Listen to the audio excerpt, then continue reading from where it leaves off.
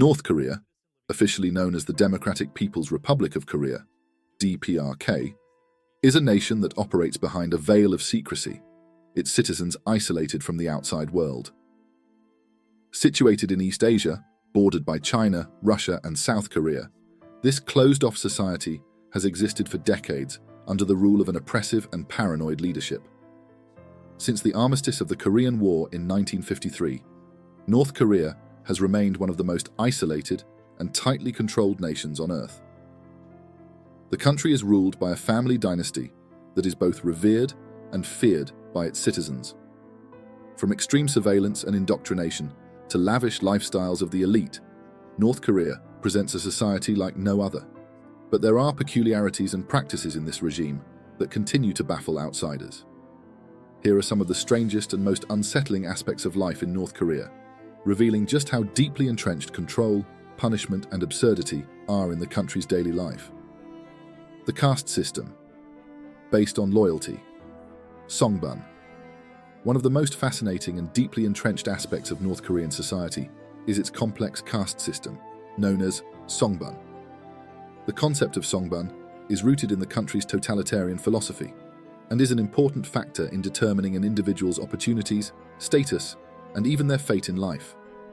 At its core, Songbun classifies citizens based on their loyalty to the state, and more importantly, the loyalty of their ancestors. This caste system isn't arbitrary. It is built on a meticulous system that keeps the country in a rigid state of control. The origins of Songbun, introduced by Kim Il-sung, the founding father of North Korea, Songbun was designed to maintain control over the population by rewarding those whose families were loyal to the regime and punishing those who were deemed disloyal. While the caste system has evolved over time, its foundational principles remain intact. Songbun is not only an ascribed status based on family background, but is also an essential factor in determining access to education, employment, and even political power. The North Korean government maintains meticulous records of individuals and their Songbun status, tracking loyalty through generations. In this system, the population is classified into three main categories: core, wavering, and hostile. These categories are further subdivided into dozens of subgroups. The core group, which comprises roughly 30% of the population, is considered loyal and trustworthy. Members of this group enjoy privileges such as access to higher education, better jobs, and a higher standard of living. The wavering group, comprising about 40% of the population, includes those whose loyalty is uncertain.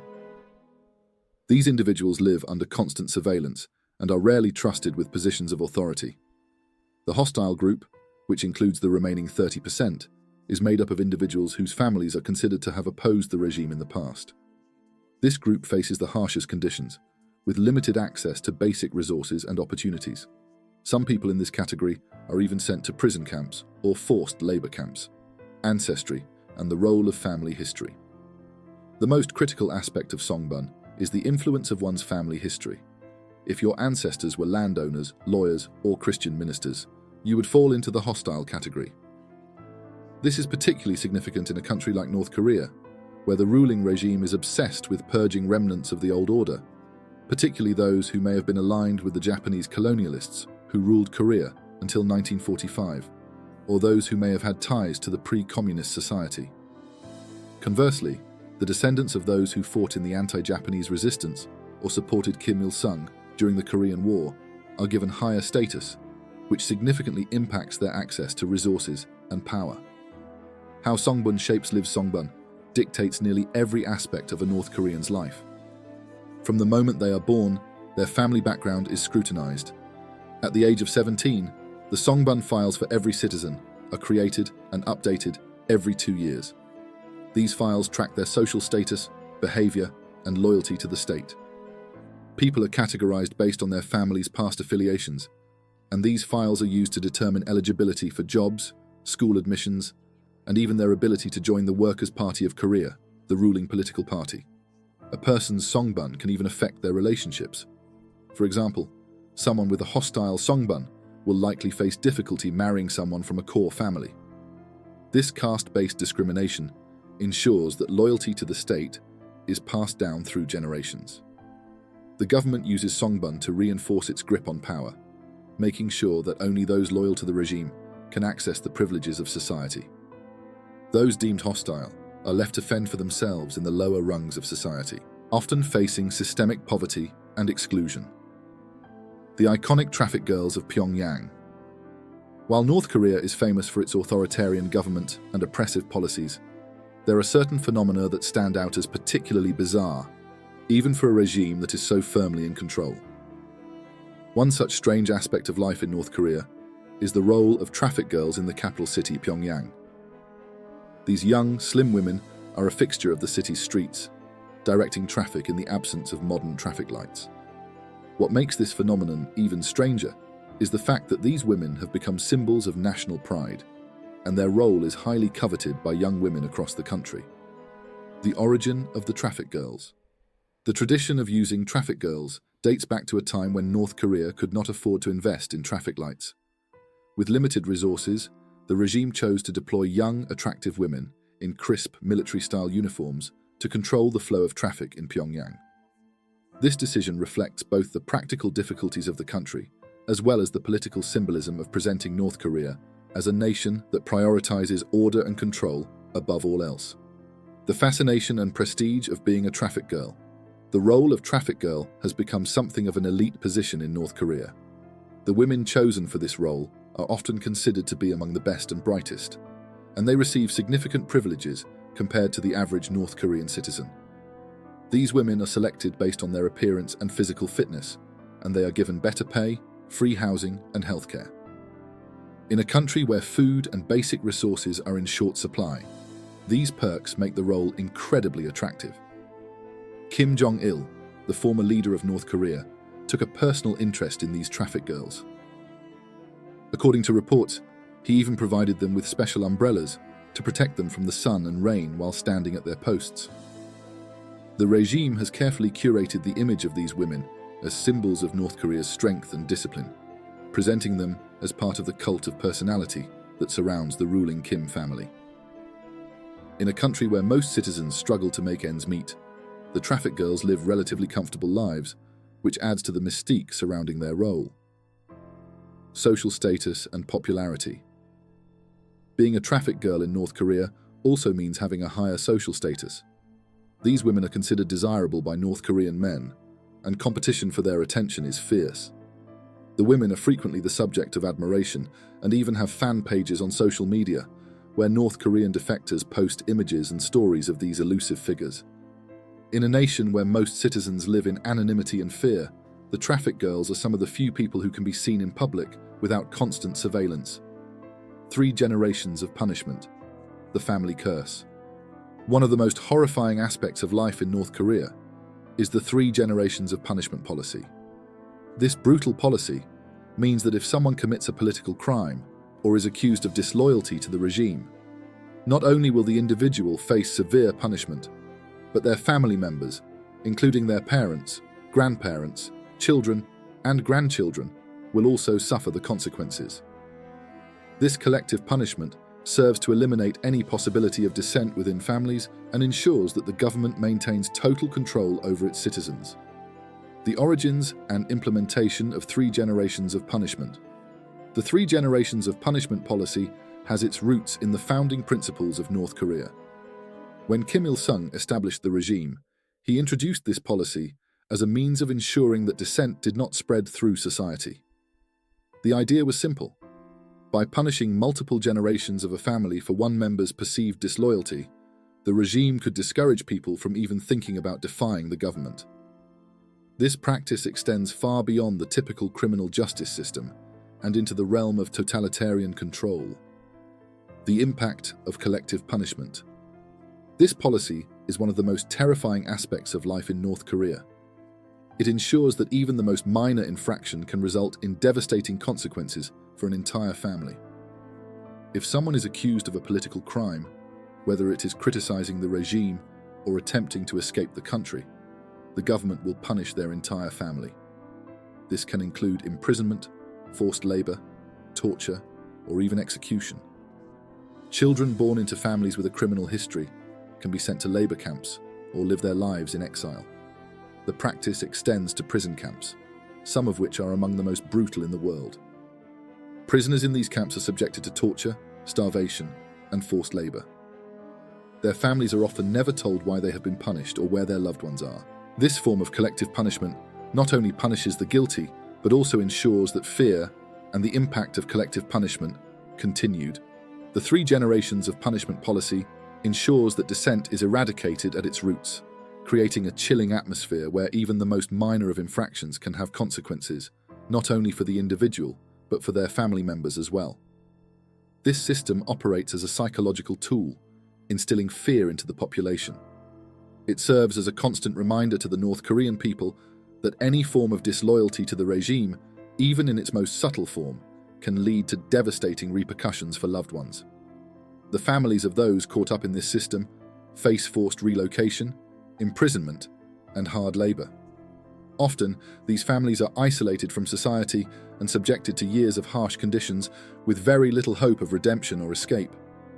The children of political offenders born in these camps can be subjected to a lifetime of oppression, never knowing the freedoms that the rest of the world might take for granted. The prison camp system, a tool of control and fear. North Korea is notorious for its prison camps, which are some of the most brutal and inhumane detention facilities in the world. These camps serve as a mechanism of both punishment and control, designed to punish dissenters, intimidate the public, and maintain the regime's absolute power. Political offenders, as well as their families, are often sent to these camps, where conditions are harsh beyond comprehension. The nature of North Korean prison camps. North Korean prison camps, often referred to as kwanliso, are designed to be a living hell. Inmates are subjected to forced labor, torture, starvation, and even execution for the slightest infraction. The camps are notorious for their brutal conditions, where prisoners are given little food, forced to work long hours in grueling conditions, and subjected to constant abuse. Some camps are located in remote and desolate areas, making it nearly impossible for the outside world to learn about the atrocities taking place inside. The lack of transparency and the regime's control over information means that the vast majority of people living in the country have no idea about the extent of the abuse occurring in these camps. Defectors who manage to escape often provide the world with the only insight into the horrific conditions within these labor camps. Witnesses have reported seeing forced confessions, torture sessions, and the indiscriminate execution of prisoners for any perceived disloyalty. Life inside the labor camps. Inmates in North Korean labor camps are treated as subhuman, subjected to grueling work without adequate rest or food. The camps are notorious for their extreme conditions, which include overcrowded cells, inadequate healthcare, and a lack of basic necessities like clean water and sanitation. Prisoners are often forced to work in dangerous conditions, including mining, construction, or other forms of manual labor. Many prisoners are starved to death, worked to the point of exhaustion, or subjected to brutal physical punishment for disobedience or failure to meet productivity quotas. The suffering of these individuals is compounded by the fact that their families often have no knowledge of their whereabouts or condition. The regime deliberately isolates families from the truth, keeping them in the dark about the fate of their loved ones. Children born into these camps face the same fate, forced to endure the same conditions as their parents, despite having done nothing wrong. Prison camp testimonies. Voices of the oppressed. Testimonies from North Korean defectors who have escaped these camps offer harrowing accounts of the brutality within. One defector described the experience of being sent to a labor camp, stating that prisoners were treated like slaves, with little regard for their humanity. They were forced to dig for coal in dangerous conditions, working from dawn until dusk with little rest. The food provided was minimal, and many prisoners died of malnutrition, disease, or exhaustion. Defectors also report seeing executions carried out for minor infractions, such as talking back to a guard or attempting to escape. The testimonies from those who survived these camps highlight the deep psychological toll the system takes on its prisoners. Survivors often suffer from long-term trauma and psychological scars, with many unable to fully reintegrate into society after escaping. Some defectors speak of being re-indoctrinated and subjected to intense surveillance upon returning to North Korea, ensuring that they remain loyal to the regime for the rest of their lives. The cult of personality, a nation devoted to Kim Jong-un. At the heart of North Korea's oppressive system is the cult of personality surrounding its leader, Kim Jong-un. This worship of the leader is central to the regime's ideology, and every aspect of life in North Korea is designed to reinforce the idea that Kim Jong-un is a divine figure. His image is omnipresent, with portraits and statues of the leader displayed in every public space. The regime has worked tirelessly to craft the image of Kim Jong-un as an almost godlike figure, worthy of unquestioning loyalty and adoration. Kim Jong-un as a divine figure. The concept of divine leadership has been ingrained in North Korean culture for generations. His grandfather, Kim Il-sung, established this practice when he founded the country, and it has only intensified under Kim Jong-un's rule.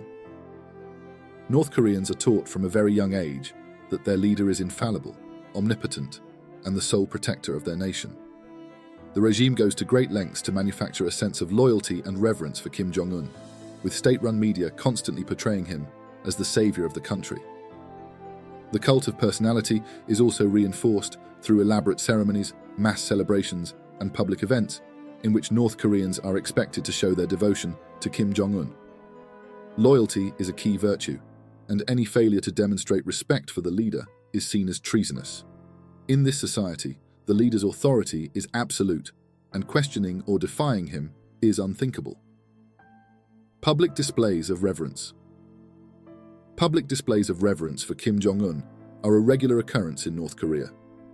Citizens are expected to participate in parades, ceremonial events, and state-sponsored activities that celebrate the regime and its leader. These events are often highly choreographed, with citizens required to demonstrate their devotion through singing, chanting, and marching. Failure to participate, or even to display enough enthusiasm, can result in punishment. Kim Jong-un's birthday, April 15th, is one of the most important national holidays in North Korea, and it is marked by elaborate celebrations and events designed to reinforce his divine status. On this day, citizens are expected to give gifts to the leader, honor his memory, and pay their respects. The entire country comes to a standstill in a show of loyalty, with even the most mundane tasks taking on ritual significance. The leader's absolute control. Kim Jong-un's power is absolute. He controls the military, the media, and all aspects of daily life in North Korea. Through his leadership, he has maintained a stranglehold on the country, ensuring that any potential threats to his regime are swiftly eliminated. The military-first policy, or Songun, has ensured that the military is the most powerful institution in North Korea, with the leader at its head. Kim Jong-un's reign is marked by intense paranoia and a willingness to use brutal force to maintain control. Under his leadership, North Korea has developed a nuclear weapons program, and he has conducted numerous missile tests despite international condemnation. Kim Jong-un has made it clear that his country will not be dictated to by outside powers, and he has repeatedly shown that he is willing to risk conflict with the West to maintain his grip on power. This confrontational approach is part of his larger strategy to maintain absolute authority and to demonstrate to the people of North Korea that he is the only one capable of protecting them from external threats. A regime built on fear and control. North Korea remains one of the most secretive and oppressive regimes in the world. Under the leadership of Kim Jong-un, the country continues to maintain a tight grip on its citizens, ensuring that any form of dissent is met with punishment and repression. From the Songbun caste system to the 3 generations of punishment policy, the regime has established a network of control that affects nearly every aspect of life in North Korea. The cult of personality surrounding Kim Jong-un further reinforces his absolute authority, ensuring that his reign will continue for years to come. Life in North Korea is a strange mix of oppression, fear, and absurdity. While the outside world remains largely unaware of the true nature of life in the Democratic People's Republic of Korea, the harrowing accounts of defectors offer a glimpse into the inhumanity of the regime. Ultimately, North Korea is a nation where fear and control reign supreme, and where the price of disloyalty is not only paid by the individual, but by their entire family for generations to come. The regulation of telephones and communication.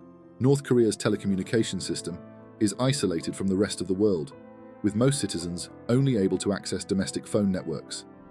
The internet and mobile networks are similarly controlled. Citizens are required to have special permission from the government to access international phone lines, which is usually granted only to high-ranking officials or people with privileged status. Even in these cases, the communications are heavily monitored to prevent any form of dissent or unauthorized discussion about topics like the regime, the government's policies, or foreign countries. International calls are typically monitored by state security agencies, and any attempt by ordinary citizens to make such calls is punishable by imprisonment or even more severe consequences. For example, defectors who have successfully escaped the regime have reported that individuals who attempt to make international calls without permission can face imprisonment, harsh punishments, or even execution, depending on the severity of the infraction. The impact of strict communication controls. The restriction on international calls and communication contributes to the isolated and controlled information environment in North Korea. The population is kept in the dark about events outside the country, and the propaganda machine of the regime is the only source of information about the outside world. This system ensures that the citizens of North Korea have no access to alternative narratives or news that could challenge the government's version of reality. For many years, the North Korean regime has maintained a tight grip on the flow of information, preventing citizens from learning about political developments or cultural changes in other parts of the world. This communication policy is a key component of the government's strategy to maintain control over the population and prevent foreign influences from disrupting the socialist order the regime seeks to preserve. North Korean policies and human rights violations. North Korea, under Kim Jong-un's regime, is widely recognized for its severe restrictions on personal freedoms and the systematic violations of human rights. These policies often defy basic human dignity and freedom of expression, and the country remains one of the most repressive states in the world. Here are some examples of the extreme measures that North Korean citizens must endure. 1. Communication restrictions. In North Korea, public communication is strictly controlled by the government. Citizens have limited access to the internet and are forbidden from making international phone calls. The government monitors all communications to ensure that information from the outside world does not influence its citizens. Making international calls is a criminal act, and those caught attempting to do so can face severe punishment, including detention or execution. This policy prevents citizens from contacting family members who have defected, leaving both parties in constant uncertainty about each other's well-being. Many North Koreans attempt to circumvent these restrictions by smuggling in Chinese mobile phones and SIM cards, though this is also a punishable offense. The lack of access to communication with the outside world severely limits the freedom of the population, further solidifying the regime's control over its people. 2. Jeans and Western clothing bans. In an effort to suppress Western influence, North Korea has banned the wearing of jeans, especially blue jeans and skinny jeans. The government considers these items a symbol of American imperialism and capitalism. Similarly, other Western clothing like branded t-shirts, skirts, and suits are prohibited. Citizens are instead required to wear traditional Korean clothing, and any sign of Western-style fashion can lead to punitive measures. In recent years, youth league patrols have cracked down on individuals wearing tight pants, having long hair, or sporting dyed hair. Those who are caught must confess their crimes in writing, and their punishment may include forced public shaming or confinement until they change into government-approved attire. 3. Birth and family laws. North Korea's laws surrounding birth and parenting are uniquely harsh and heavily influenced by the regime's goal of controlling the population. For instance, unmarried mothers are forbidden from registering the birth of their children, rendering the child stateless and without legal protections. This means that these children are denied essential services like healthcare and education. In addition, women who give birth are often forced to do so alone, with no family members allowed to be present. Furthermore, North Korea's low birth rate has led the government to encourage women to have more children, sometimes even demanding that triplets be given to the state for adoption. only to be returned after a few years. Fourth, energy shortages and power cuts. Despite being a country with significant industrial potential, North Korea suffers from chronic energy shortages. Most of the country experiences daily power cuts, and satellite images reveal that large parts of the country are almost completely dark at night. This is especially problematic in cities, where students are sometimes forced to study under streetlights due to the lack of reliable power. Only 1/3 of the population has access to electricity, with priority given to industrial sectors rather than residential areas. Despite making advancements in military technology, the country's infrastructure remains severely underdeveloped. Crackdown on foreign media. North Korea's ban on foreign media is another key method used by the regime to control the population. Western films, television programs, and foreign media are considered subversive, and those caught consuming such content face severe punishment. Parents of children caught watching foreign media can be sent to labor camps for up to 6 months, while the children themselves can be sentenced to 5 years of imprisonment. North Korea has also begun to crack down on those who smuggle Western media across the border, with the death penalty being a possible consequence for the most serious offenders. This is part of the regime's broader effort to prevent Western cultural influences from undermining its authority. 6. Rationing of power and resources. In addition to electricity shortages, North Korea also faces chronic shortages of basic resources, including food and medicine. The government frequently rations power and supplies to different sectors, prioritizing industrial use over residential needs. This has resulted in a constant lack of basic amenities for citizens, especially in rural areas where the blackouts are most severe. While solar panels are seen in many cities as a means of addressing power shortages, the country's industrial output and living standards have been severely impacted by its inability to access modern infrastructure and technology. North Korea's rigid and draconian policies, such as the bans on communication, Western clothing, and foreign media, are emblematic of the repressive control the regime exerts over its people. These measures, alongside strict laws about birth registration and severe punishments for those who break the rules, ensure that the government maintains its totalitarian grip on the population. Despite these hardships, many North Koreans continue to find ways to survive, often through smuggling or by turning to black markets to access goods and information from the outside world. However, the situation remains dire for millions of North Koreans, who live in constant fear of punishment for even the smallest act of defiance.